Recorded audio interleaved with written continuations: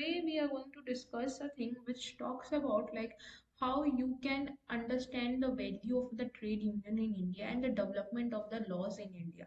So when we talk about trade union, what the first thing will come to our mind? It's like a relation between an employer and a labor whosoever are working in the domain and in the organization, right? So it is basically nothing but it is an organized group of workers who strive to help the workers on issue relating to the fairness of pay, good working. Suppose if I'm working in ABC company and if I'm the labor of that company and I'm not getting the fair wages according to the amount of hard work I have given for the particular work, that time I can go for the trade union and can file a complaint against it or can go for the lockout as well. So for this, the government has made certain regulations, certain acts to control the manage and work of these trade unions, right? So first legislation which is required in India, that is the Trade Union Act of 1926, which says about the principal act. Like suppose अगर किसी भी person के साथ laborers के साथ infringement हुआ है, उसका violation हुआ है, then only you can file. Simply you can't go and file the complaint, right? Because most of the cases just for their own benefit, most of the laborers go for strike. Lockouts. So it is not that case. इसीलिए Trade Union Act was came into the operation of 1926, right? Moving next. Yeah.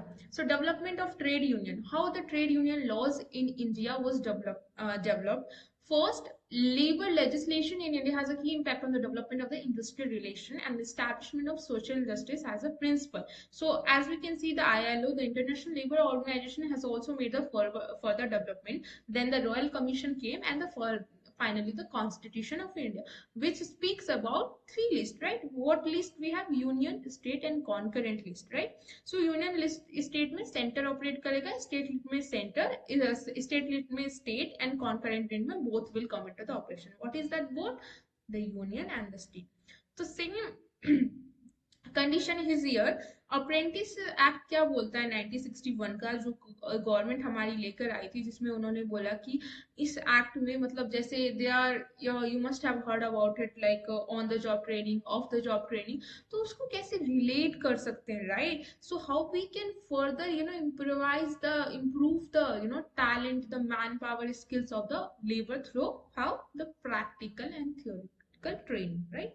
So it was given in this act 1961 how we can further improvise and make a further development and changes in the laws and in that by making them more capable for the particular work.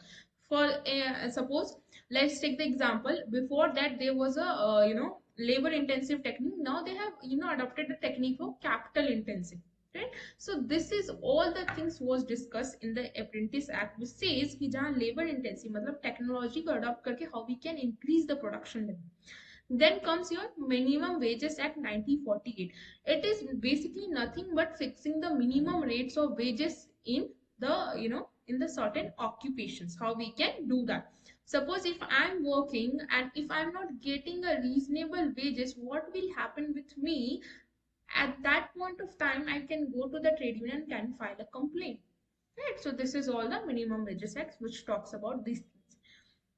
Proceeding further with the this thing, yeah, provisions of trade union act. So they said brought into the two things, that a trade union act 1926 which enumerated the condition, what are the conditions required for the what are the conditions required for the recognition of trade union, right? So in trade union when we talk about, so it should be fall under the category whatsoever is mentioned in the trade union acts 1926. It should not exceed those categories, right?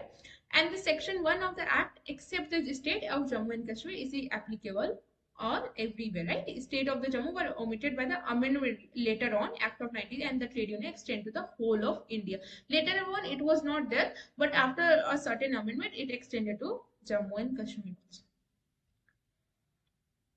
Now there was a certain case, landmark judgment, on when we talk about the trade union. So there was a case of National Organization of Bank Workers Federation of Trade Union versus Union of India.